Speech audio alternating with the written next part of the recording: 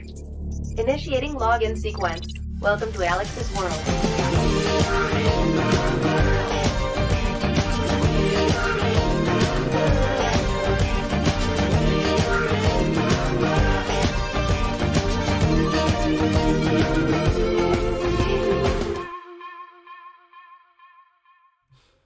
Welcome to Alyx's world, a safe space for wrestling fans like you. I am your host, Alyx, just Alyx. This is around the time where you see people on social media going, "Oh, people complain too much. Oh, no one's ever happy. Oh, these guys they're just unhappy all the time. They're never pleased. They're just gonna continue to bitch and moan and never be happy with what they're given. They can't just shut up and enjoy the show." Because you got people like me who come up here and express an opinion that, trust me, is not going to be received by a lot. I'm getting a message from one of my friends who watched the show, and he said it's the best WWE pay-per-view he's seen since WrestleMania 35. Now, I thought WrestleMania 35 was a solid show. So, in that, I don't know, I guess with that in mind, I guess it's not too far off. Although there have been better shows, honestly. I kind of feel like there have been better shows than WrestleMania 35. But hell, if he's saying this show was just as good as WrestleMania 35, I mean, I can't really fault him for that. It's not that far off from it. But I have an opinion. And like all opinions, it tends to rub people the wrong way. So I just want to let you guys know right now. If you enjoyed the show, first off, I'm glad you enjoyed yourself. I look forward to hearing what you have to say in the live chat and in the comments. I'm not going to demean you or put you down for loving the show. I've seen tons of people on social media praising the living hell out of that main event. But I don't know.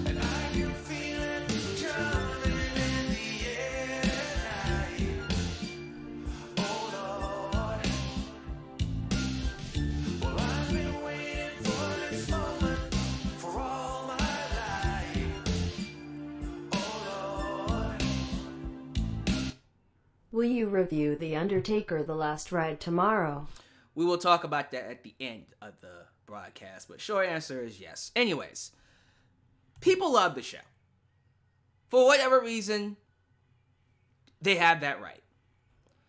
When it comes to my reviews, when it comes to how I feel about certain shows and certain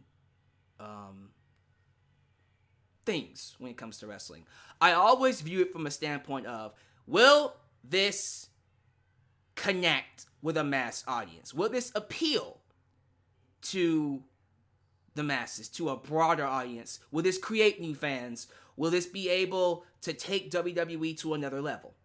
Because that's where my mindset is.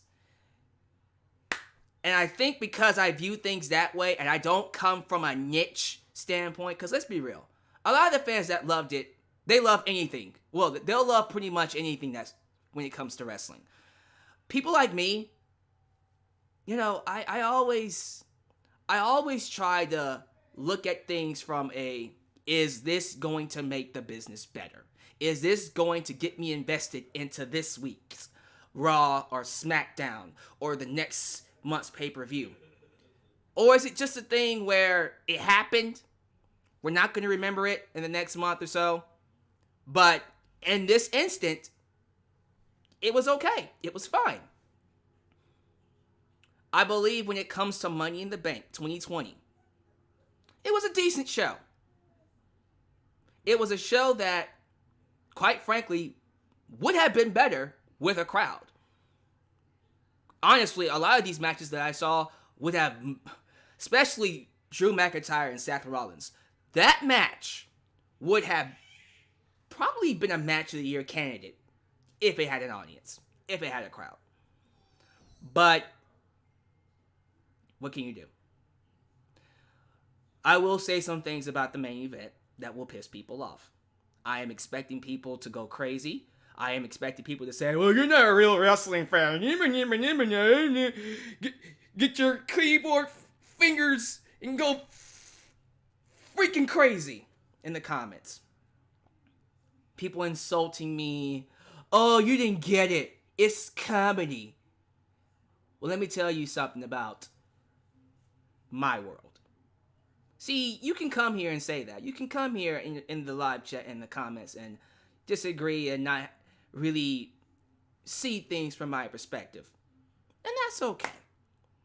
You loved it. That's awesome. But understand, bullying and trying to push your opinions on me isn't going to do anything but make me stand behind more. Make me stand behind mine a lot more. So just accept it. Just accept it that Alyx, just Alyx, is going to view it differently than you. And if you're okay with that, if you are mature enough to accept that and still have a conversation with me, we're Gucci. This is a safe space, but it's more of a safe space for adults and not children. So, before we get into things, let's pay some bills. If this is the first time you're watching me and you like what I have to say, or you know, might not necessarily agree, but you're intrigued with my perspective, please like the video, subscribe, and click that bell to catch all my content when it comes out. While you're at it, if you want to help expand the brand, you can do a couple of things. You can first off buy yourself a t-shirt today at Pro Wrestling Tees. You got the Deluxe Man old school throwback t-shirt and some new school Alyx's World t-shirts. Also, like me on Facebook. Follow me on Twitter at VX1 Alyx's World. Also, check me out on Instagram. Donate using PayPal, Patreon. Yes, Super Chats are officially on. Follow the lead of Mr. Sammy P. Boone and give me your thoughts in the Super Chat. And all Super Chats will be shown here live on the broadcast. Email me at justalyxsworld@gmail.com for business inquiries. And check out the subreddit, the Wrestling Safe Space. When I am done with my opinions, I will be going to the live chat. So you guys can yell at me. You guys can be mad about what I have to say, because I'm pretty sure y'all not gonna like it. And that's okay. Let me get some shout outs real quick. The Meek, Adam Ritter, WWE Toys, Bryson Mixtape 99, KB Brown, Kashoot Prince, King Switchblade, Tavon Jameson, McLean Roche, Leo, Yeslin, I got that right? Yeslin Valles, Firestar Hart, Elias Ademi, Ultrashow 97, the moderators are in the house. Y2 Jericho, Tino YT, Janelle Jackson, Pikachu Black, ABJ 504, and let's give it to one more. Ooh, is it Raquan Bale? Raquan Bale and Joseph Winters. All right. I see a lot more people in the live chat. My phone is showing a lot of people coming in. Hey, look, if I don't say your name, it ain't because I hate you. Thank you for joining me and making me a part of your day.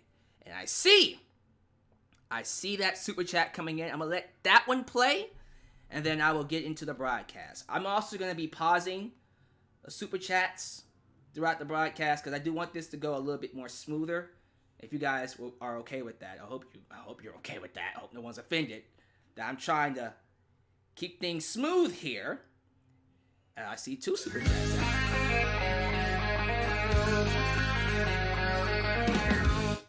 Next year MITB Grand Theft Auto Edition, please. Oh, Lord.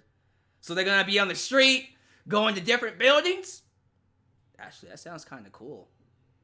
That actually sounds... Nah, that's going to be too close to Fast and the Furious. Although, a Fast and the Furious edition of WWE. I'm getting kind of excited about that the more I think about it. Who knows? And I can feel it coming in the air tonight. Oh, Lord.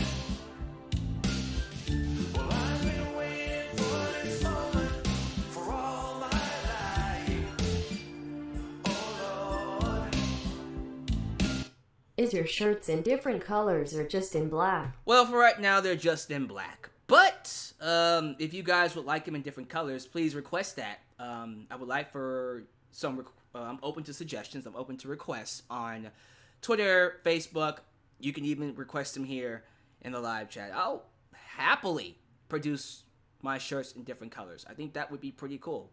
Anyways, let's get to it, ladies and gentlemen. We're going to kick things off with a hot topic. It was announced earlier today that a certain Mexican superstar got in trouble with the law. And honestly, justice can't come soon enough for this man. Alberto Del Rio was arrested. According to TMZ, I'm just going to read the report right off of TMZ's. Here's what TMZ said. Pro wrestler Alberto Del Rio has been arrested in Texas after he allegedly put a woman through hell and then sexually assaulted her. This according to a local report. According to News 4SA, Del Rio recently got picked up by cops for an alleged assault that went down earlier this month in San Antonio. The outlet says the alleged victim told cops that on May 3rd, Del Rio assaulted her multiple times, allegedly slapping her across the head, all because he became angry with her. He does have certain anger issues, certain outbursts. We've heard about this. This has been documented. I think he even did it with Paige, which is why she left him. We're not done. The report citing an arrest goes on to say the woman alleges he then forced her to wear a dress and dance for him, adding that when she initially refused, he told her not to cry and then allegedly threatened to drop her son off in the middle of the road somewhere. So he threatened to kill a baby. He threatened to kill a baby. The woman then reportedly claims he assaulted her, and when she went to the police, she had her alleged injuries photographed. So she had her injuries photographed. It does not appear Del Rio, who has wrestled on WWE here in the U.S. and Mexico, too, has been fully booked or in process at the county sheriff office, but we're told he is in custody. The full extent of the charges he faces are also unclear at the moment. So we don't even know what other things he could have done to her. We just know, allegedly, he sexually assaulted a woman and he tried to kill a kid. He threatened to kill a kid. So here's what I'm going to say about this. I'm going to keep it short and sweet. Screw this guy. Screw him. Throw him the book. Look, when there's smoke, there's fire. This isn't the first time we've heard about abuse when it comes to Del Rio. Okay, we can't just keep ignoring the fact that this guy is dangerous. How many times have we heard that this man has lost his shit and attacked people? Isn't the reason why he got fired or released the first time? He slapped some kind of it was someone working for WWE, some employee. He just lost his temper and slapped him. That's tame, and the employee probably deserved it. But still, he's had numerous outbursts, and we can't let go of what happened with Paige. That poor woman. Paige went through hell and back when it came to Del Rio. So, this guy has issues. And I don't know what has to happen to get him back on track. But if it means jail time, throw him in jail. I personally am done when it comes to Del Rio. The moment I read he allegedly threatened to kill a baby, we're done. Like, dude, we're not vibing anymore. I'm not gonna lie. When it comes to Del Rio, there were a couple of things I liked about him in WWE. I enjoyed the gimmick. I enjoyed him having his own ring announcer. I enjoyed his entrance, the Mexican JBL. But no, man, I'm sorry. It's just not okay. Sexual assault and then threatening to kill a baby is not okay. And the fact that the report says he hasn't been fully charged and there might be more charges coming. Listen, how many times do we have to read that Del Rio is dangerous in the news before we just go, yeah, this guy is dangerous? So, I am going to be looking at the news to see what else happens, what else comes out. But I think it's clear that we need to be done with Del Rio. I think it's, without question, this man is dangerous. This man needs jail time. And someone needs to put a stop to him. Seriously. Enough is enough. It's just horrible the more I read about him. So, I'm going to play a couple more super chats here. Then we can get to the actual review of Money in the Bank. But, yeah, give me your thoughts about Del Rio and this whole situation. I believe her. I believe the woman. I think when you look at the history of Del Rio and you hear too many stories similar to him just going crazy on people, him having a bad temper, him losing his mind, you kind of have to go, you know what? You probably did do it. You probably did. So, alright. Tell you what, let's hold off on the super chats a little bit longer. I'll turn them on in the middle of the show. I do want to go ahead and get some review in when it comes to Money in the Bank. So let's go ahead and get to it. Money in the Bank 2020. Now, I think when it comes to the show itself, it was hit and miss with me. I think, I'll be real with you. I liked the matches a little bit more than the cinematics, actually. I thought McIntyre and Seth Rollins had a great match. I thought they honestly stole the show. That was the best thing on the entire show. And it probably would have been a classic if it was in front of a crowd. But, in the works. Still a great match. The other matches were pretty solid. And I can't believe I'm saying this. Even Tamina was able to have a pretty solid match. So, everything else before the main event, I thought was... Yeah, I thought was good. And then we got to the main event. And that just took everything down. I'm getting y'all all warmed up. I know people are going to go crazy when they hear my opinions on this. And that's alright. I want you to go crazy. I want y'all's opinions. But let's go ahead and get to this thing. The first match we're going to talk about is, you know what? Let's start off... Nah, let's go in order. Start with the SmackDown Tag Team Championship. So, it was the New Day taking on Miz and Morrison, taking on Lince Dorado and Grand Metalik, the Lucha House Party, and the Forgotten Sons. Solid match. It was a fun, fast-paced, crazy opener. When everything broke down is when they got the best. They started off as a regular tag match, and that was fine. And then it got a bit more fast-paced. We got a little bit more high-flying action from the Lucha House Party. We got more interference from Miz and Morrison. A lot of stuff from the Forgotten Sons, but okay. There was one thing about it that kind of threw me off. Jackson Riker got thrown out of the match because he interfered, but the commentators said the match had no disqualification. So why did Jackson Riker get thrown out then? You know what I mean? It's like, what was that all about? Was there some miscommunication? Was it really no DQ? Well, something was off about that. That was just... yeah. So, the match itself, other than a couple of spots here and there that were kind of, I think Kofi almost botched one of those double stomps one good time. I think they were going for like a double stomp, what was it, a powerbomb or something like that, and he kind of missed. It wasn't... But for the most part, other than a couple of sloppy moments, I enjoyed it. It was a pretty solid match. Nothing else really to say. The New Day retain. And I continue to not give a damn about this tag team division. What tag team division?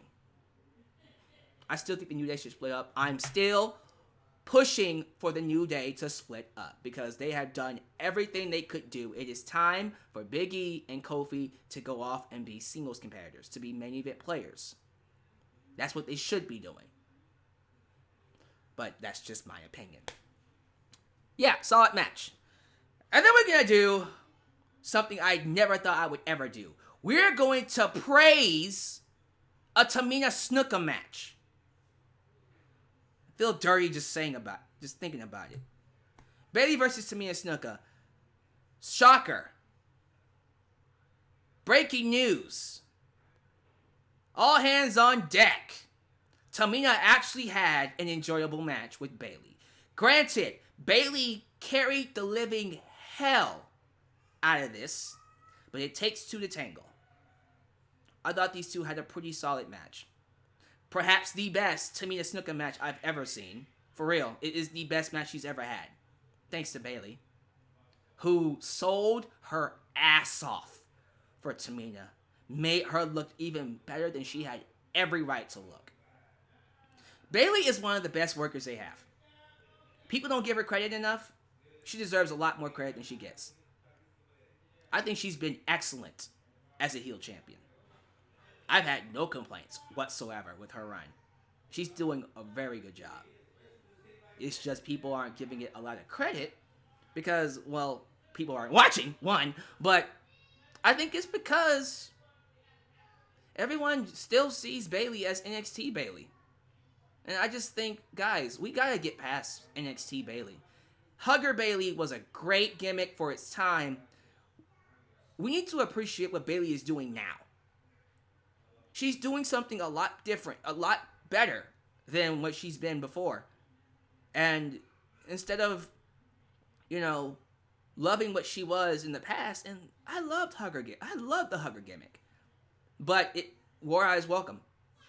Let's appreciate what she is now. What she is now is freaking awesome. And the fact that she made Tamina look good. That just goes to show you how awesome this woman is. I can't wait for the eventual Sasha versus Bayley match, because you know it's coming. Speaking of Sasha, at the end of this match, when Tamina, I gotta point this out too. This is my biggest issue with WWE sometimes. So Bayley busts her ass, breaks her back to make Tamina Snuka look like a goddamn beast.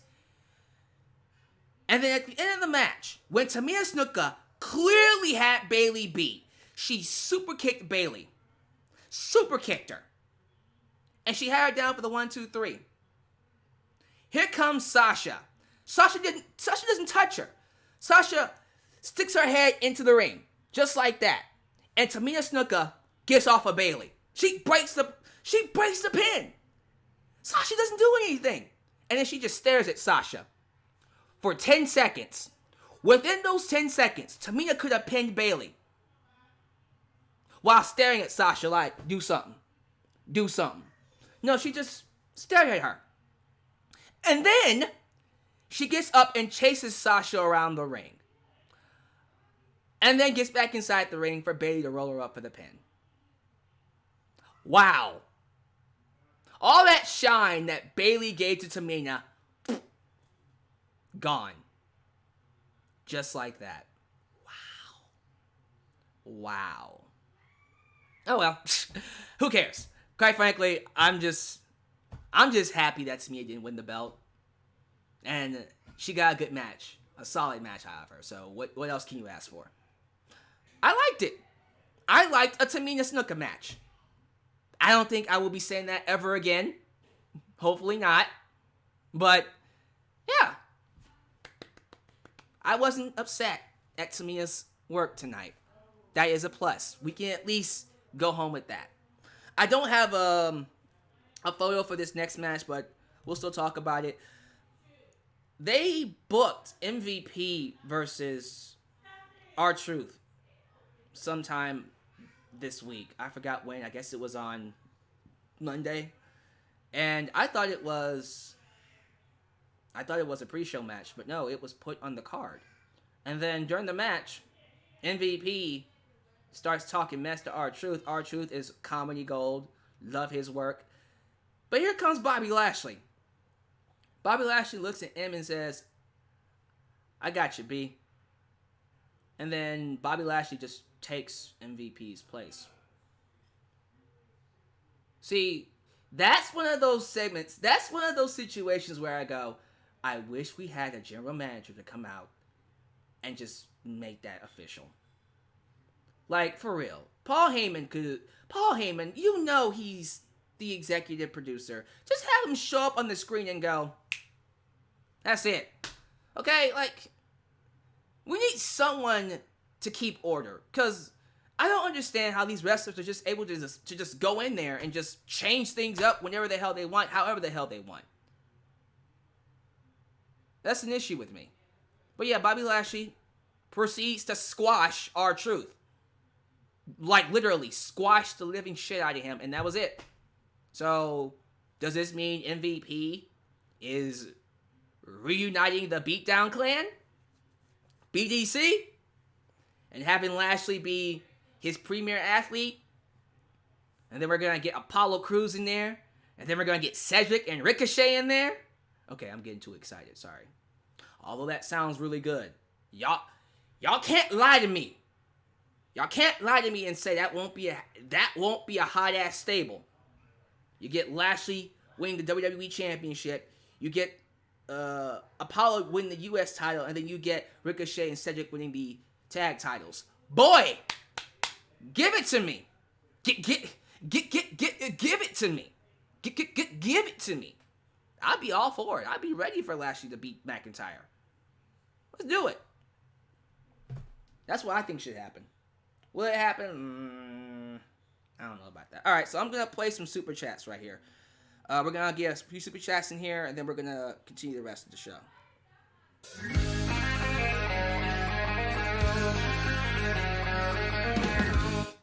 Who's that jumping out the sky? Ray. I guess that's a reference to what happened to Ray during the main event match. I wonder how many injuries he sustained. He really should be dead. Ray should be dead, guys. He won't be, but he really should be dead. He should be. He's not, but who knows what might happen.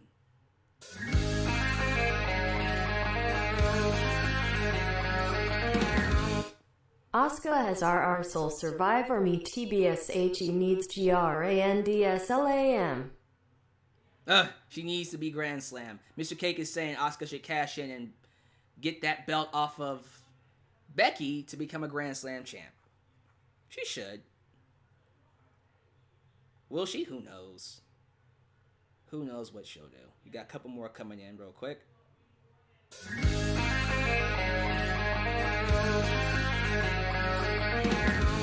That's WWE logic, lad. It's stupid logic. Just saying. It's dumb logic. Just because it's from WWE doesn't make it okay. It's dumb logic. It's just not something I understand and will understand going forward. I just can't. I cannot understand what they were trying to do.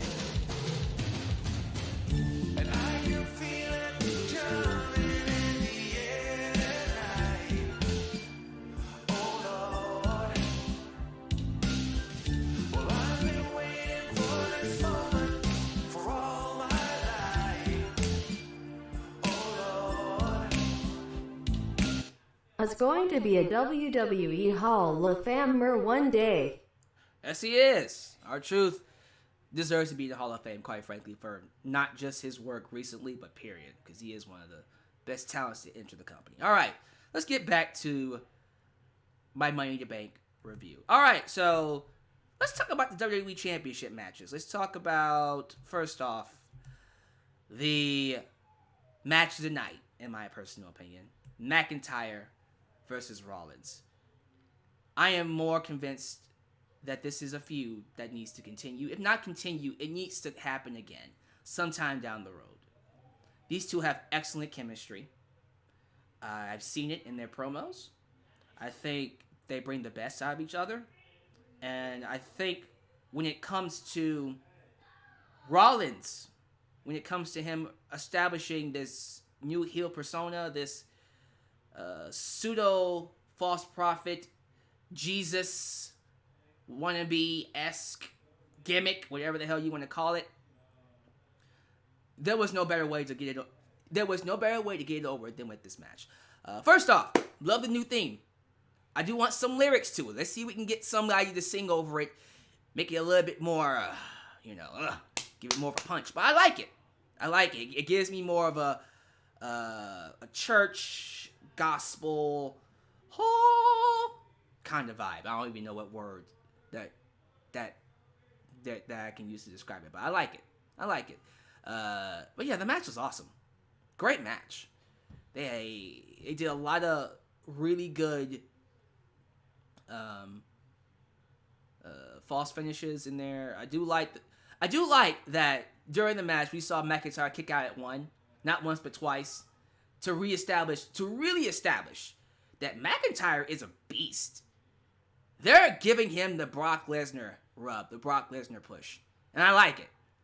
I like it. You want him to be a strong champ because he carries himself like a strong champ. So you should book him like a strong champ. I think so far he might be one of the best, the best booked champs they've had since Lesnar, honestly. And you can argue if Lesnar was even a champion booked correctly. How about that? But yeah, I can't praise this match enough. I did like, after Rollins lost, I did like this part. After Rollins lost, they shook hands. Why not? What about Rollins' character says he should not shake hands with Drew McIntyre? Because, let's be real, Rollins is still Rollins. He might be a little not right in the head. His ego might have grown to astronomical lengths, but he's still Rollins. All he wants is respect. All he wants is to be noticed and shown admiration. He just wants his work to be appreciated. So it made sense to shake hands. You can have Rollins do the whole, okay, when I fight you next time, I'm going to beat you. I'm going to get you next time.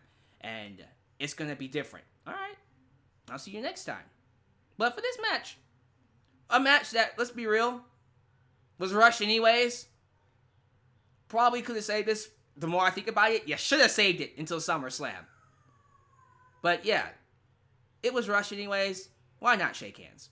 And then the next time we come back to it, you can do the bells and whistles. You can do Rollins finding a way to get the title off of McIntyre. If you want to do that. You don't have to, though. But yeah, I enjoyed this. This was easily match of the night, without question. Now, as for the second, well, actually, this was the second championship match. But in my books, the match that wasn't as good, but was still good, was the Universal title match. Let's talk about that. Braun Strowman versus Bray Wyatt. Not The Fiend, just Bray Wyatt. Mr. Rogers, Bray Wyatt. I thought this was good. Now, it should be noted this was a cinematic match. They had the puppets in the audience, and they were speaking. There was music. There were a couple of moments during the match that you can tell were edited, were filmed before. But in terms of what it did, in terms of giving me a good wrestling match, I thought it was good. I thought it delivered. I thought Bray sold his ass off for Strowman. Jesus Christ. Bray, let me just tell y'all something. I think Bray might be the most versatile performer in wrestling today. He can do whatever the hell you need him to do. You want him to fly at the top rope? He'll do it. You want him to sell? Or you want him to be a beast? He'll do whatever. You want him to be a babyface? He can do that. Or do you want him to be a dangerous, scary, hateable heel? He can do that too. This man can do it all. They don't know what they have in Bray Wyatt. Even now, I don't think WWE understands how talented this man is. But did he look... He made Strowman look like a freaking beast the way he sold for him. And he's a big man. But he he did a good job making Strowman look great. But let's talk about the moment in the match that made people go, oh Lord, here we go. So at the end of the match, we see Strowman rise up from the depths of hell, on the outside of the ring, with the black sheep mask. And we're like, okay, what's happening here? And then he does the whole Mike Myers or Jason Voorhees head tilt. And then he gets in the ring, and then he does this. That's the follow the buzzards stance from the Wyatt family. And we're thinking, uh-oh, did he get possessed? And in my head, I'm going, is he going to Sister Abigail him and win the championship? That's what I thought was going to happen. But then somewhere in there, Strowman snaps back into it, takes off the mask, and then ends up beating Bray Wyatt. And before he beat him, this should be noted, this is why I like this match.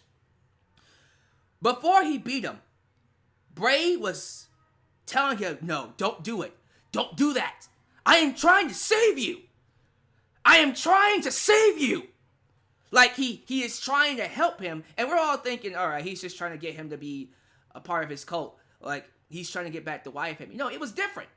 It was like, dude, you need to understand something.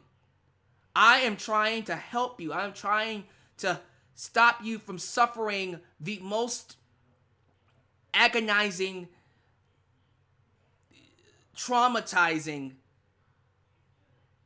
whatever-izing experience of your life. Then he beats Bray Wyatt, 1, 2, 3, as we predicted. And then as he's leaving, we see Bray Wyatt just staring off at him. And then we see the Fiend flashing over the screen. Well, we now know what he was trying to save him from. And I love that storytelling. I love that. Here's how I see it. I see it as Bray Wyatt trying to stop the Fiend from going after Braun Strowman. He's trying to get Braun Strowman to give up the belt. Because as long as he holds that belt, he is a target for the Fiend. And since it's Braun Strowman, I don't want to say a baby, but a guy he considers a son or a brother. It's someone close to him. But since he's holding the championship, the Fiend doesn't care if he's a brother or a friend or a son. He will eviscerate him. Bray couldn't save him. And so the next time we see Strowman in the ring, it will be against the Fiend. And it will be a massacre. Ooh, I like it. Good storytelling. That's a great way to set up their next match, actually. That's a really good way to do it. So I personally appreciated what they did with Strowman and Wyatt tonight. So give me your thoughts about it. I'm pretty sure some of you didn't like it because not everyone likes the cinematic matches. I personally thought they were great, if you don't mind. So thank you for your subscription, Kyle Destroyer. I appreciate everyone for joining me here. I think for the most part... Oh, wait, do I have any more super chats? I don't think I got any more super chats. I can continue, right? Yeah, I can continue. Awesome. I think for the most part, everything outside of the main event, a B. I can just give all these matches B minus. We were on the verge to a really good show. I was like, all right, this is turning out to be good. Then we get to the main event. Oh, here we go. This is where people will start clicking the dislike button. I'm already ready for it, and that's okay. Here we go. The main event of the evening was the cinematic Money in the Bank matches. Women's and men. 6-person ladder match. All held at Titan Towers. All held at WWE headquarters. That was the big selling point. These matches will take place at WWE headquarters. The risk is worth the reward. I hate that. They promoted the hell out of that tagline throughout the entire night. The entire night I heard, the risk is worth the reward. The risk is worth the reward. The risk is worth the reward. The risk is worth the reward. The risk is worth the reward. Shut up! probably the reason why I ended up not liking it so much. No, it had nothing to do with it. But yeah, it was annoying. Very. The risk is worth the reward. And they would just kind of slip it in there in the worst awkward places. Because I'm going to win Money in the Bank and just know that the risk is worth the reward. Like, oh my god. Why does it gotta be so cheesy? Okay, anyways. Where do I begin? Alright, so let's start off with something I did like. I did like how the men were introduced. So we introduced the men in the weight room. So they have a weight room in Titan Towers. The men were introduced there. And we see AJ Styles come in. And then we see Otis come in, and they're talking shit. They're talking mess against each other, and I like it. AJ's showing him faces. Here comes Aleister Black. He's talking mess. Here comes Rey Mysterio. Here comes Baron Corbin. Well, Baron Corbin, and then Rey Mysterio, and then Daniel Bryan. I'm like, all right. They're not playing. They're talking mess. And then we go over to the women, who you see here. The women. They come out. They do like, oh my god. Tell me why the women were a lot more produced than the men. You see Lacey Evans, she comes in, she's posing, she's smiling, like there's a crowd there. Hey, if you're going to make it stupid, make it as stupid as possible instead of half-assing. It also now didn't go flying off the building. Darn it. No one went flying off the building. Is that what you were trying to say? Well, I got a surprise for you, Mr. Aaron Sherwood. Because someone did. Actually, some people did. Who's that jumping out the sky? Alright, sorry. Yeah, so here comes Lacey Evans. She's posing. She has a fan. She's looking lit. She's looking right. Like there's a goddamn crowd. I'm like, oh my god. Like there are people there. And then she stands back. Like it's a video game.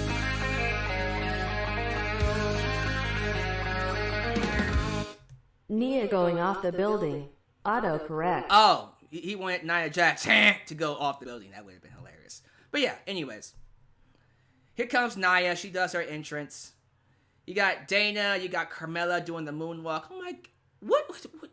What is this? You got Shayna doing the...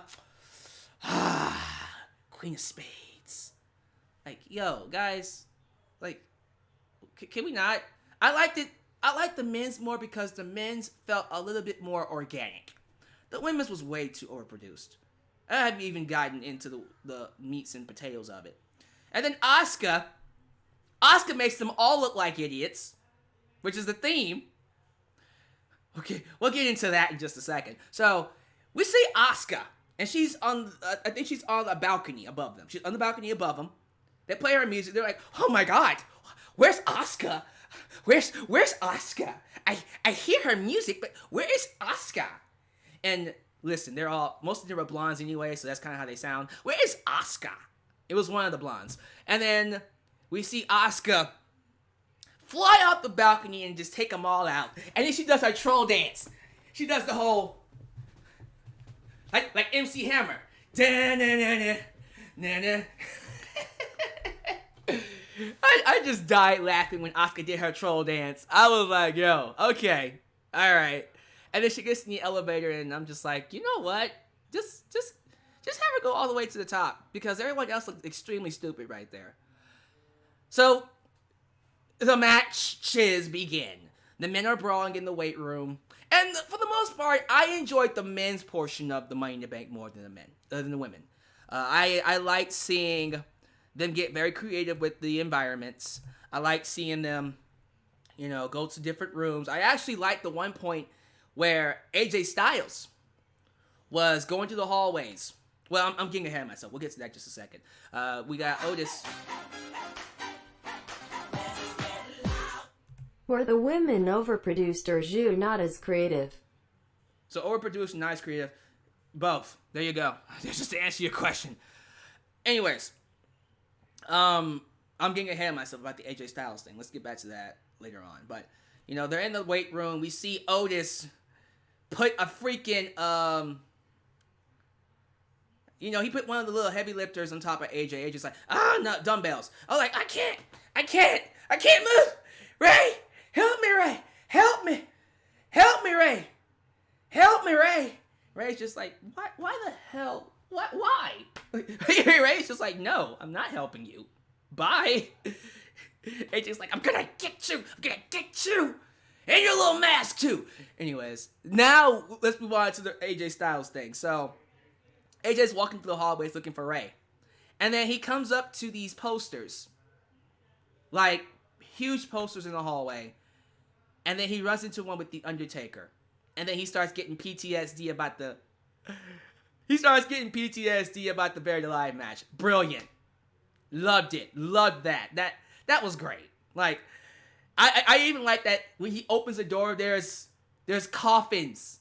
There's actual coffins in that one particular room. He's just like, like he wants to scream or faint like a little girl. Anyways, Aleister Black comes in and throws him in the room. He's like, no, no, don't leave me in here. Oh, that was great. So we then go from that back to the women. Oh, Jesus Christ. So the women, I'm telling you, this is overproduced. We see them go into one of these rooms. It's the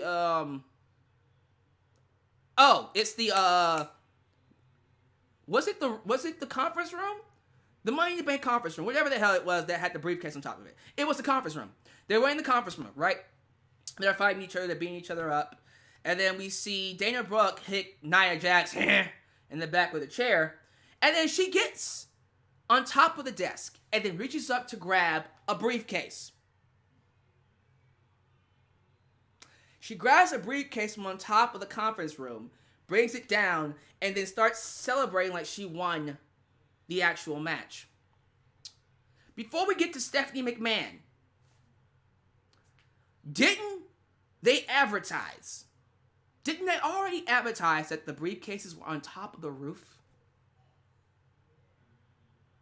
So why the hell would Dana Brooke, unless she's a complete idiot and a dumb blonde, the kind of blonde that would look at Lindsay Lohan and go, if you're from Africa, why are you white? Yeah. She seems to be that kind of blonde. Because they've been advertising for weeks that the briefcases were on top of the goddamn roof. So here comes Stephanie McMahon. By the way, she was filmed after this. It was a horrible camera, by the way. She's talking to Dana. Dana, what are you doing? That's not the briefcase. You idiot. That's a prop for our conference room. Put that back and clean this up. Just like, oh my God. Like, they wonder why this division looks like... They wonder why the division sucks right now. Why these women cannot get a lick of credibility. Just a lick. It's segments like that. See, that's not funny. That's just hokey and stupid. It made Dana Brooke look like an idiot. It did. Did it not? It did. Oh, there it is. Dislikes. Shut up. Shut up. You're taking it too seriously. Am I? Am I really? We go on back to the men's. We see Rey Mysterio walking in the hallways. He runs into Brother Love. I love you. Yeah, Bruce Pritchard. Who apparently takes a dump dressed as Brother Love. Okay, sure. Kind of random, but alright. I'm trying to remember what else happened here. I think I'm covering everything up until Paul Heyman. I don't want to skip anything. Did I miss? Am I covering everything so far? I didn't write any notes. I'm going off of my memory. I think I'm good. Alright.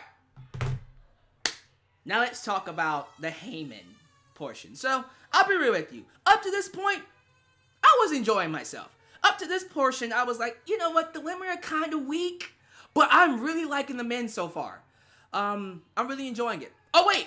There was one more thing. It's something small. There was a portion where Bryan was doing the yes kicks to Baron Corbin, and then Otis was like, yes, yes, yes, yes, yes, yes, yes, yes, and then Bryan starts kicking Otis. I thought that was funny. That's it. Honestly, it's not that important. Paul Heyman. So this is where the match took a dark turn for me. Not a dark turn like, oh my god, it's blood. It's gotta be Kane. No, it's a dark turn as it started to suck. So we see Heyman eating lunch, a big ass table of food, because he's fat. Get it? Heyman's fat ass eats a lot of food. Ha ha ha ha! And here comes Otis and the rest of the men. And then here comes the women on the other side. And then we got this big ass circus. We got men and women yelling at each other. And Heyman's just like, hey, can y'all not do this here? And I'm like, Heyman, they advertised this shit weeks ago. Why are you eating there? Why is anyone in this building? Like, everyone that's in this building is an idiot because you advertised. They advertised them fighting at this building weeks ago. Now, it has been filmed weeks ago, but at the same time, we're supposed to believe that this is happening right now. In this moment. But still, like, it was advertised that they were going to be here. Why are you there? Why are you shot that, oh my god, you guys are ruining my food? Oh, and then it gets real stupid. It gets really goddamn stupid. You ready for this? So, Heyman is about to eat his food. And then someone knocks over, was it some meat? Was it ham? A steak? Whatever. He knocks over ham. And then Otis gets pissed. Otis.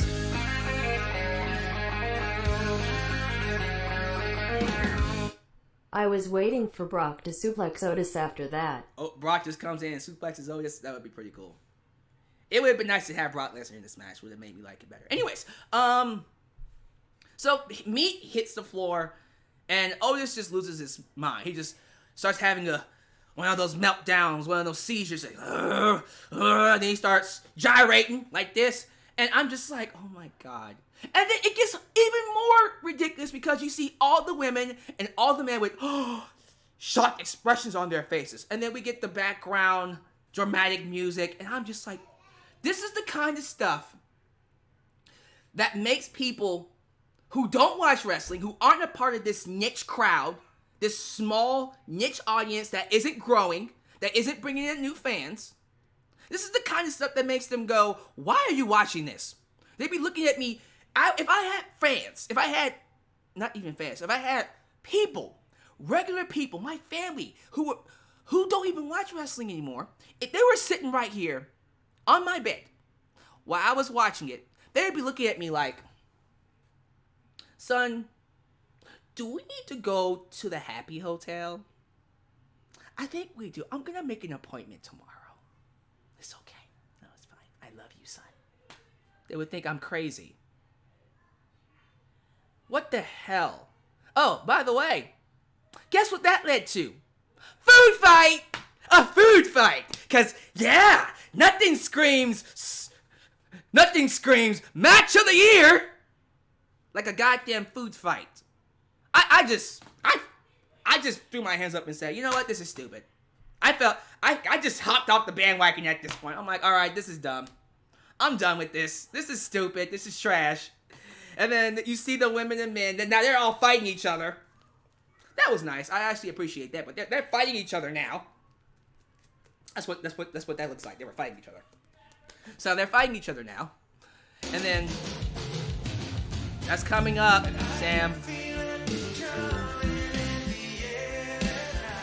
Oops, my bad.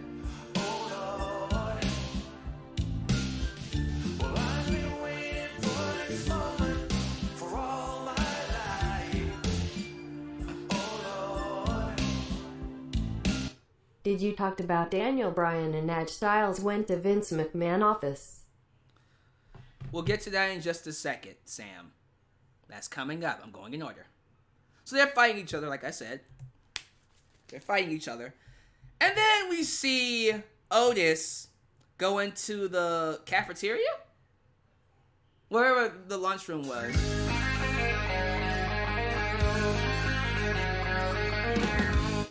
Wrestlers are weird. Orange Cassidy hangs in bathrooms. Orange Cassidy is weird by default. He's weird in a wrestling world. He's the weird guy. He's supposed to hang out in bathrooms. R-Truth is supposed to speak to an empty arena like there's a crowd there because he's goddamn crazy. Not every wrestler is Orange Cassidy. Not a good argument. I know what you was trying to say. I don't agree, and you didn't make your point. Sorry about that. But no, I didn't think it was all that good. Now, Otis, cafeteria. As he's, I think he's eating something at this point, whatever. He's in the cafeteria, and then here comes People Power. John Laurinaitis, the Executive Vice President of Talent Relations. And then he goes away. And I go, okay. Hey, Johnny, Ace. And then we get to Daniel Bryan and AJ Styles. Oh, Jesus Christ. This hurt me. This hurt my soul from a personal standpoint. A lot more people weren't as upset about this, but I was. So here comes AJ Styles and Daniel Bryan. They're going in to Vince McMahon's office. They hyped this shit up like a motherfucker. They said they might go into Vince McMahon's office. And I'm like, yo, okay. I even said, guarantee you, one of them is going to be Bryan and the other is going to be AJ Styles. I said to myself, it's going to be AJ and Bryan that go into his office. And they tear that shit up. I'm thinking Bryan and AJ are going to tear that room up. So we get into the office and we see Vince McMahon. And I'm thinking, here we go. And in my head, let me just tell you in my head what I wanted. I wanted Vince to go, don't you dare. Don't you do it. Don't you do it. Don't do it. And then they say, you know what? Screw you. And then they just brawl you everywhere and then start throwing couches over everything. Like, you see Vince just losing his mind. You son of a bitch. You son of a bitch. You know, he's just losing his mind. But they don't care. AJ and Bryan don't care. Both AJ and Bryan have knocked Vince on his ass before. And AJ and Bryan know they don't need WWE. They can go anywhere they want. They aren't afraid of losing their jobs. That's what makes them cool. AJ Styles in 2017 was willing to get fired attacking Shane McMahon. He didn't give a damn. AJ Styles was a badass because of that. He knocked Vince on his ass. Bryan knocked Vince on his ass. These are two guys who are not afraid to get fired. You know, the same kind of badassery that we see in Austin and Bret Hart and Shawn Michaels and Hulk Hogan and, oh my God, the list goes on. You got all day? Mick Foley, Andre the Giant, Triple H, Ric Flair, Undertaker, Kurt Angle. I'd be here all day. I'd be here all day. At one point in time, these men were able to stand up to Vince McMahon and go, bitch, I dare you to do something to me. Brock Lesnar. Goldberg didn't stand up to Vince, but you can tell Goldberg wasn't afraid. But you know, Bryan and AJ, they were those guys. They were the men to say, Vince, screw you. But guess what happened? Let me tell you what happened. AJ and Bryan into the room. Vince goes, get out. They look at each other. They fix the chairs. They exit the room. Vince gets a hand sanitizer, washes his hands, and then goes back to work.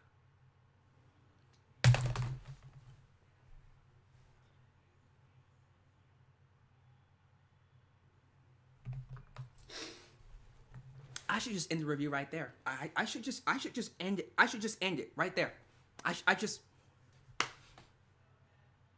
Oh, they tried to cover it up too. Well, you look like a complete punk. You have AJ and Bryan on the outside. You look like a complete punk. Well, you fix the chairs. I'm like, these are your top guys, respectively, right now, under Roman Reigns. It's AJ and Daniel Bryan, and you made them look like goddamn chumps.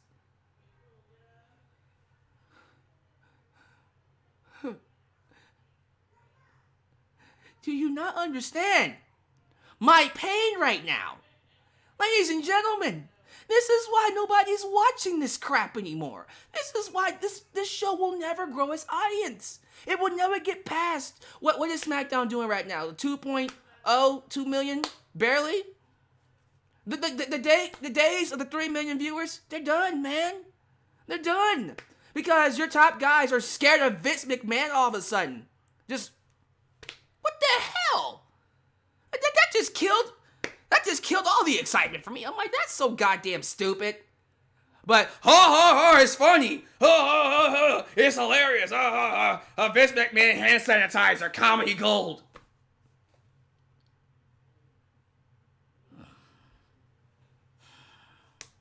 We get to the end of the match. So, we have the women reach the roof first. I forgot where we were. Somewhere in the building. The roof first. We reached the roof. It's Asuka, Lacey Evans.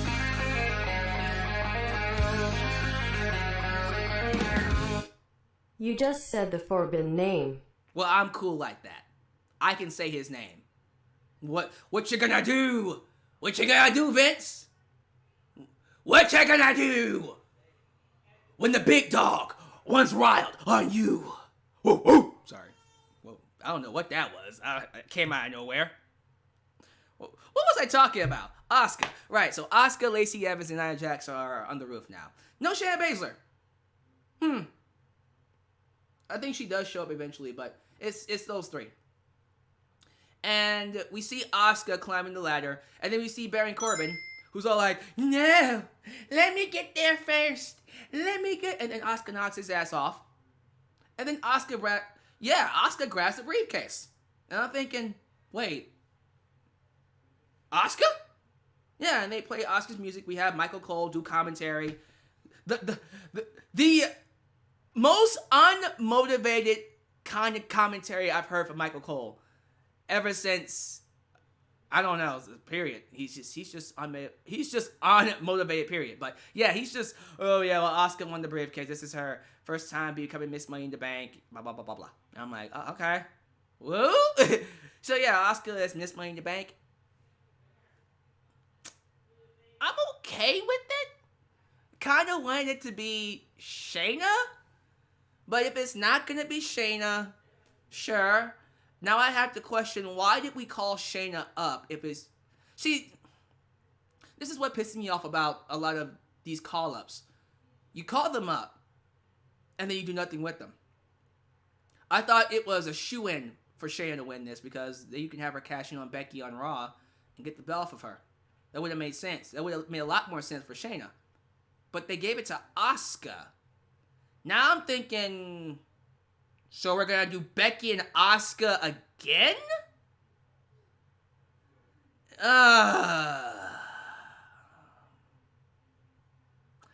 Look, I'll admit that Asuka is perhaps the best thing on Raw right now. Her gibberish is literally the most entertaining thing we have. And that's sad. When Asuka speaking gibberish is... Yeah. Anyways. Sure. See where it goes, but... I still feel like Shayna should have won it here. But alright, we're going with Asuka because Vince apparently likes her now because she's entertaining. Her doing her little troll dance is going to get her the Raw Women's title, I guess. Why not? Okay, let's finish this up. So the men come in, and Rey Mysterio proceeds to get his ass sailing off over the roof. So we see Baron Corbin, bam, bam, bam, bam, bam, bam, bam, bam. He's beating him up, blah, blah, blah, blah, blah, blah, blah. You know, that's the sound effects. And then he gets Rey, and then whoosh, sends him flying like Superman over the roof. And we're thinking, oh, okay, he just tossed Rey off the roof. I guess he's dead, right? Because, like, that's a long way ass down. The Titan building is not. It's not Shayna facing Becky again. Well, I guess, but we'll see. Yeah, so Ray just got tossed off the building, and I'm thinking, yeah, he's dead. Right? Oh, and by the way, Alyx Black guy also tossed off the building. Alyx Black went sailing too. Whoosh! Like Superman. Da, da, da, ba, ba, ba, ba, ba. Or oh, anyways, yeah, he just got tossed off the building. And you're just like, okay. So Ray and Aleister are now dead. They're not dead, but it's okay. I would have at least liked to have seen them do the whole would they have shown that? Just kind of show them, have a camera on the other side of the roof, and they saw them go doing the all the way down. I don't know. It would have been crazy. We get back inside the ring. We see AJ Styles climbing the ladder. AJ Styles has his hand on the briefcase, right? And here comes Baron Corbin. Now, Baron Corbin's like, give it to me. Give me. It's a tug of war. Give me the briefcase. And AJ's like, I know, I had it first. No, but I saw it first. Give me. And they're doing this back and forth, right? With the briefcase. And then they both let it go, and it falls into the hands of Otis. I'm going to say that again. AJ Styles, Baron Corbin, had the briefcase, and then they both let go, and the briefcase fell into the hands of Otis.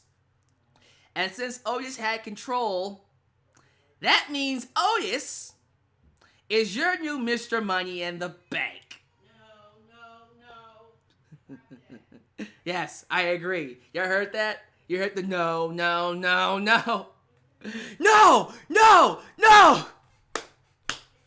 Man, let me tell y'all something. When Otis won, all the people on Twitter that were like, oh, this is an amazing match. This is such a great match. I'm not going to say all of them did, but a majority of them instantly said that was the dumbest thing I ever said. And I just laughed my ass off. How people just flipped. So that's what did it. That's what Otis winning, that's what did it. Right? How I feel about this? I think it's absolutely freaking hilarious. I died laughing. It was the greatest laugh I ever had when I saw Otis win that briefcase. I said, you know what? That just personifies what WWE is now. That is just hilarious. That is awesome. The fact that, and let me just say this too. Didn't I call it? If you saw my preview predictions, I even said, don't be surprised if Otis won it. Because no one expects him to win it. No one thought he would. Everyone was either saying Aleister Black, AJ Styles, or Baron Corbin. I predicted AJ Styles. No one said Otis. And I said, don't be surprised if they gave it to Otis. Because no one saw it coming. Guess what they did? They gave it to Otis. And the people on Twitter, the ones I saw, were pissed. And I went, why be pissed? I mean, this is exactly what this kind of match was made for. Don't get pissed off at this. I mean, if you loved everything else, this is the perfect ending to it. Because it's a comedy match. At the end of the day, this Money in the Bank match was comedy. This was a comedy match. It was not supposed to be taken seriously. This was you know what? I see people in the live chat saying it because I've been calling it a joke throughout the podcast. Everyone's like, yeah, it is a joke. That's the point. It's a joke. This whole match is a joke. It is supposed to be seen as a joke. It's a funny joke. So, it's a comedy match. We can all agree on that. And it was a successful comedy match? Is that what that is? No. As a comedy match, it still doesn't deliver for me. It's still pretty weak. But that's the consensus. It's not a match you should take seriously. It's a comedy. It's a family picture. No, shut up. It's a comedy match. And I go, but no, most of this stuff's not funny. Except that ending. That ending was hilarious. That I expect in a comedy match. That was a woo woo woo. A woo woo woo. One of those endings. And Otis just runs off like, oh my god, of course. No one takes this goddamn show seriously anymore, so why not give it to Otis? And that's my argument to it. Y'all pissed off that Otis won? Why not? Why not? It's part of the course. It's a joke anyways, right? This whole show's a joke now. So, alright. Might as well go with Otis. And why get pissed off? Because you know he's not going to cash in successfully. Yeah, Otis is going to cash in that thing successfully and beat McIntyre or Braun Strowman or possibly The Fiend. It ain't happening. He ain't cashing in that thing successfully. He's not. That's why I think it's a joke. You're like, and I gotta know, like, how many people actually think Otis is going to cash in successfully? Jim Cornette probably burned his house down after. Probably. That's the kind of match that makes Jim Cornette have a seizure. But, yeah, like, if you saw this as a comedy match, to me, the ending was the most funniest moment. Because that's just perfect. That is the perfect capstone to a comedy match. Man, Otis got the briefcase. He got Mandy. Hell, I'm at the point now where I think this show is such a joke that they should just give him the belt. Screw it. Have Otis beat Braun Strowman. Do it. Go all the way with it. It would be the best thing you did since you had James Ellsworth beat AJ Styles.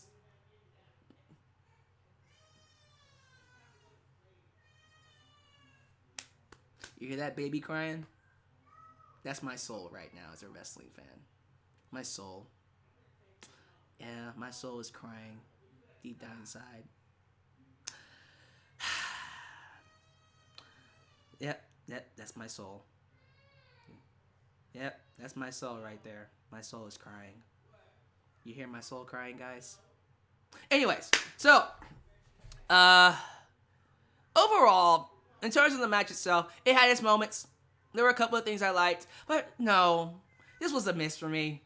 It was a miss. I loved the Boneyard match. I really enjoyed what they did with Cena and Wyatt. I even enjoyed what they did with Braun Strowman and Wyatt. So, I can enjoy the cinematic matches when they're done right. This was a comedy match, and not everyone's gonna like it. Some people love it, some people don't. I'm just one of the people who don't like it.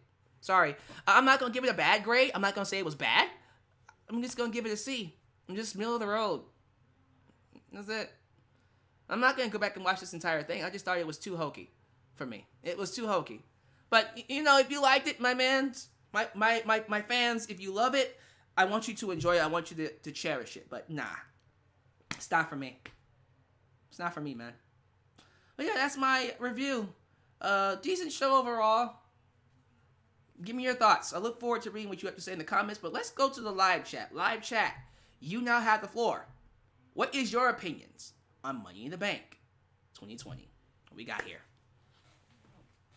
AJ Invoice says, I just don't see Otis holding onto the briefcase. Give me your thoughts on the matches, from the tag match to the, of course, the cinematic match to the world title matches to Bray and Strowman to McIntyre and Rollins, all that jazz. Look forward to seeing that. Kashoot Prince. Corbin jumps Otis on Friday and injures him, promoting a new Money in the Bank match. Oh, please don't do that to me. Dre Santi. The hacker steals the briefcase, and when he cashes in, he reveals himself. I didn't talk about the hacker, did I? Have I ever talked about the hacker? I think I have. I've said I think it's Mustafa Ali before, right? Well, there you go. That's what I feel about the hacker. It's Mustafa Ali. Firestar Heart. If Otis wins one of the WWE titles, dude, haha, it's gonna be blue collar solid. Oh yeah. Oh yeah! The trail is here. We lost 2 soldiers tonight, ripped to black. Yeah, Ray and Black are gone.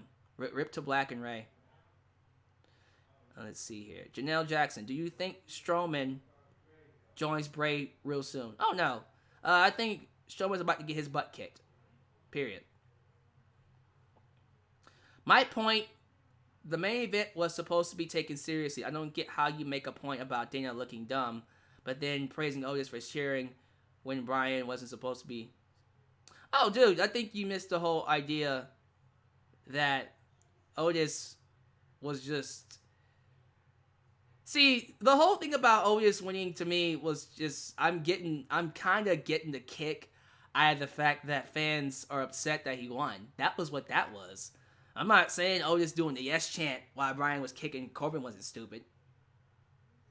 I'm just trying to make the point where, hey, you know, if you're gonna be upset, if you're gonna love the comedy match, don't get upset that Otis won, because that's the epitome of that. And if you're trying to make me feel like a hypocrite because, oh, you liked Otis doing the yes shit, but you didn't like Brandon Brooke, that's not gonna work, dude. I like what I like. It's preference. That's not how it works. Anyways, Fire so hard. By God Almighty, they went flying off the tower. They gotta be dead. Probably. Tino YT, did you hear about Backlash next month? No, I didn't. I just, like, seriously, man, can we just... I almost just want them to not have any more pay-per-views until SummerSlam. But okay. SGR Games, is Heavy Machinery broken up? No, they're not broken up. I just think Otis is a singles competitor right now. Like, when the Hardy Boys were fighting Austin and Triple H in 2001, Jeff Hardy was IC champ. They were still a tag team, though. Why can't they just be a tag team and he could be a singles competitor? Kurt Luttrell. The clown spot made no sense. Yeah, I didn't get that. I remember a clown. Don't understand what that was. Kind of weird. McLean Roach. You know that Sonya and Ziggler are pissed off beyond belief right now. Yeah? That's going to play into their storyline. Let's see. Big Gusto. I think Ziggler going to challenge him and beat Otis for the briefcase. Nah, he ain't. He ain't. R-Riggs. Mella may be devalued money, but much more better than Brooks, Jax, Tamina, and a host of others that are worthless. Wow. Yeah, Carmella is very underrated. Asuna. Like Backlash 2018 wasn't a total disaster. Ooh. Oh, that show was horrible. I remember that show. Y2 Jericho. Isn't that the one with Joe and Reigns in the main event? Oh, God. Bayley said Bayley should never turn face again, like ever. She's on the best run of her main roster career, and she's been the only good thing on this SmackDown women's division. Yeah. Wow, you mean Doink? Was that Doink the Clown? That was not Doink. Was that someone trying to be Doink? Like a bootleg Doink? That wasn't... I did not think Doink when I saw that. I just saw a man in a clown outfit. That wasn't Doink. Richard Atkinson. I was on Facebook laughing at all the Money in the Bank spots. I mean, again, if you thought it was funny, cool. I didn't. Adam Ritter. Who's next to feud with Bayley and Drew? Probably Jinder Mahal and Carmella? I don't know. You find it. You tell me. Q-Dog in the house. Doink. Well, yeah, I know Doink the Clown. The actual Doink the Clown passed away. That's why I'm just like, no, that wasn't Doink. Was it someone trying to...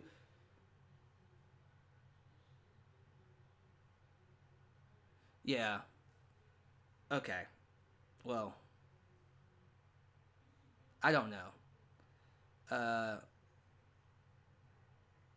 Yeah, okay. Y'all have fun with the discussion about Doink. Cause, alright, I just saw a clown. That's it. But alright, apparently that was supposed to be Doink. Or a reiteration. Some kind of a rendition of Doink. Okay. Broken Rockstar. Bayley is Tony Storm. How? Eddie Black. why every time you predict something stupid is about to happen, it actually happens. I don't know. Why is it that the whenever I predict the craziest things, they actually come to fruition? Like, I said, don't be shocked if Otis wins that briefcase. And all y'all said, nah, Corbin or AJ Styles. I was like, okay, we gonna predict AJ, but don't be shocked. Guess what happened? Guess what happened? Yeah, I got surprised, did y'all? Over here talking about some, well, woo.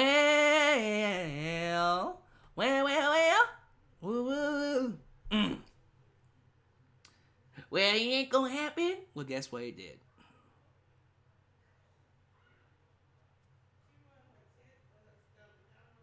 We're all getting doinked over doink. Okay, exiting stage left now. That was a terrible joink.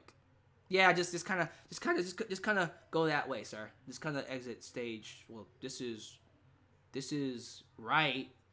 This would be left here, cause this is my right, but this is your left. So yeah, go that way. Just go. Just keep going. Bailey is what Tony Storm Simps wish Tony Storm was. Ugh, wow. Yikes.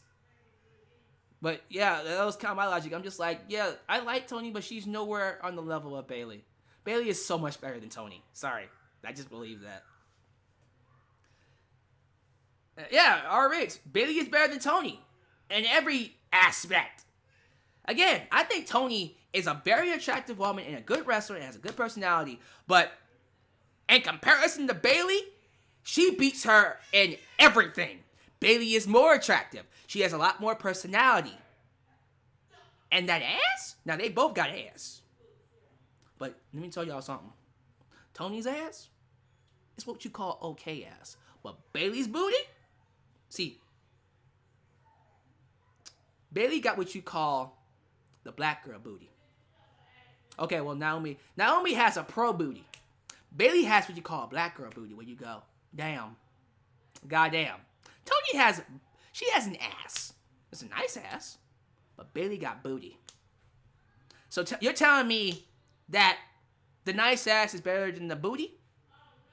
I don't know about that. Let's see here. JoJo, why was Otis looking at Nia Jax? Are they in with each other? I don't know what that was. A lot of it was dumb.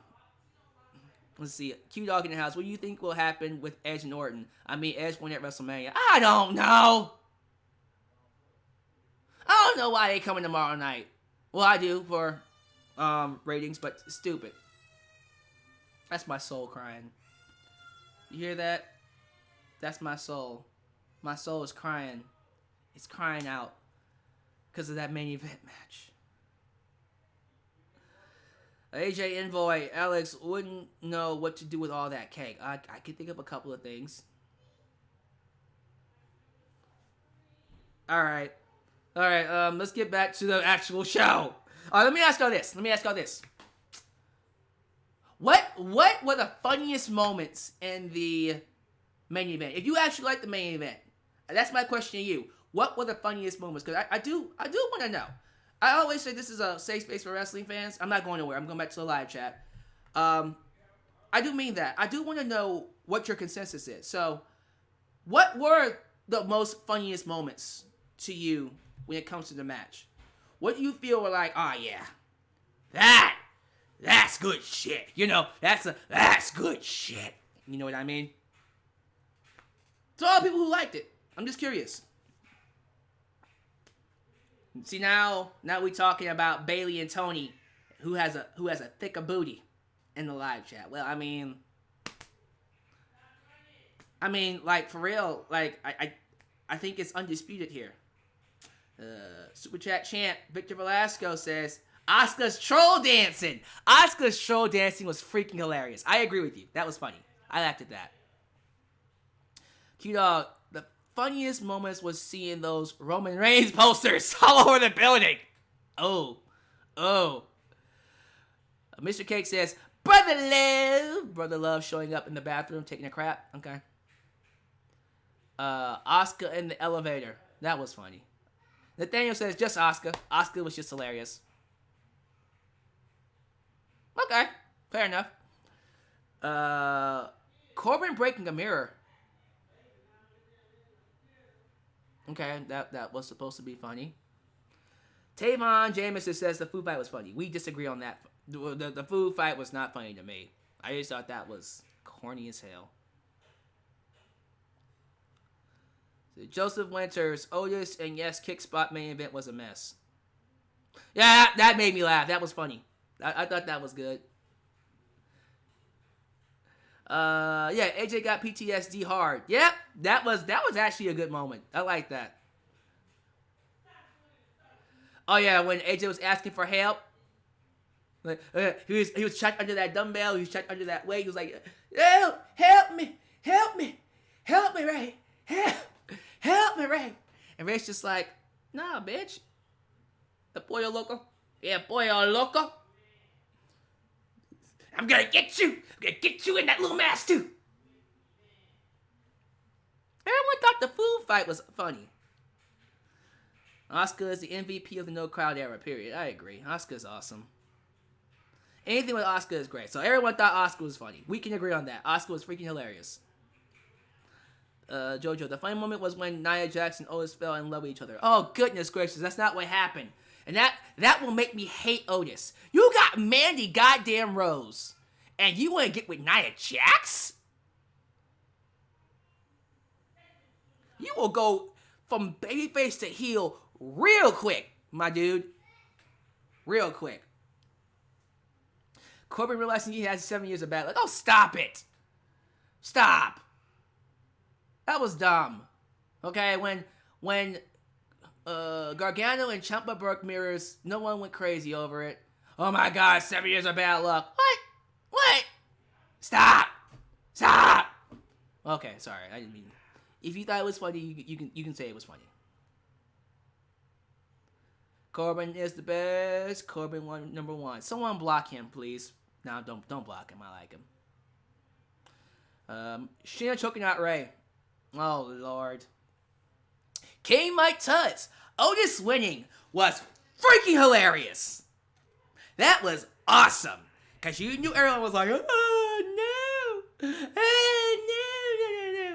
no, I wanted it to be AJ, and I'm like, no, come on, this is funny, guys. Remember, it's funny. Remember, if Otis gets with Nia over Mandy, I will turn on Otis. Exactly, you get me. Otis should stay away. Nia Jax has Enzo. What do we have over here? A couple haters? How y'all misinterpret stuff that bad? At no point did Otis and I look like they were like they had remotely even an interest in each other, much less in love. I mean, that's my thing. They were just looking at each other. I don't know what they were gonna do. Gino Morgan TV, 6 out of 10. Yeah, that's a decent show. It's not bad.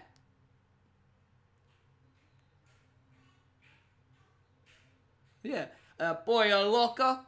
Tino, Ray saying to AJ, that's crazy, Holmes, when he was stuck. El pollo loco.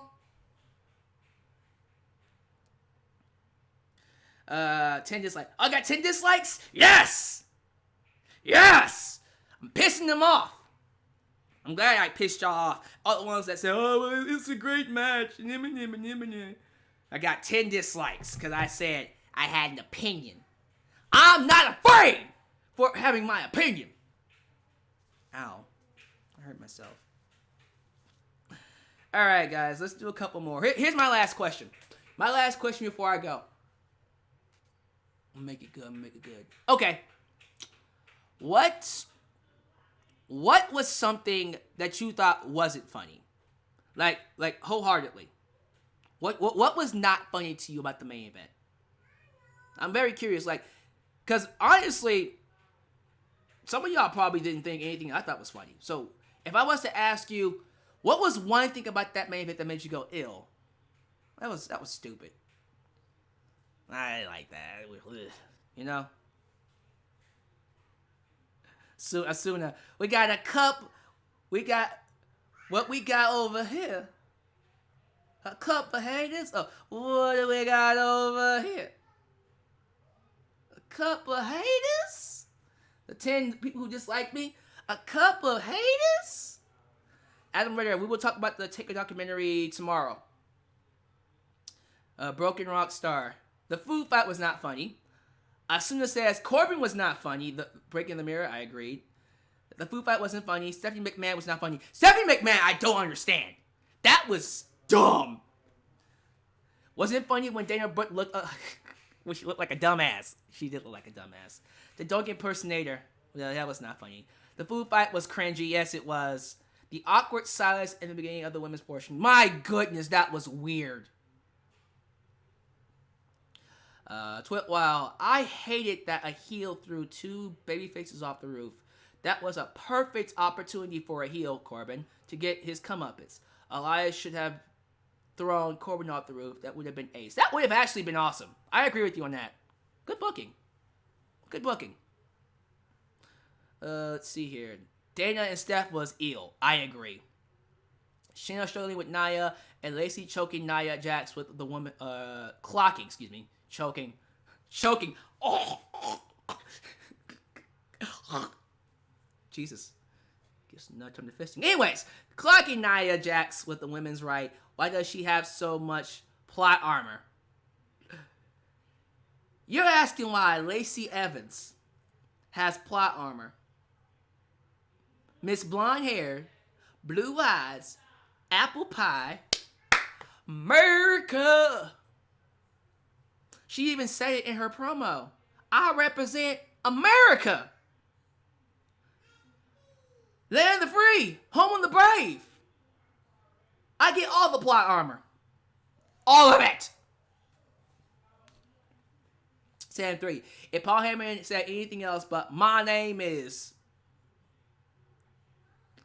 I can safely say that Asuka was like a straight up ninja in this match. She had the winning tactics through and through. The ladder turned heel on Otis, and I felt that, man, right in the feels. Firestar Hart coming in with the jokes. Is that what he was asking? Are you asking Nia Jax has plot armor, or? Okay, well, if you're asking why Nia Jax has plot armor, look who she's related to. I thought you were talking about Lacey Evans, because I'm thinking, don't they both have plot armor? That's my soul crying, guys. My soul just keeps crying about this. I was certain he was asking about Lacey Evans, but... Kurt Littrell, I can see Moxley and Renee Young on their couch watching this, and John just keeps looking forward while Renee puts her head in her hands in embarrassment. He just says vindication. She just cries. Yeah, John Moxley's just like, well, I made the right decision. I left to be a world champ.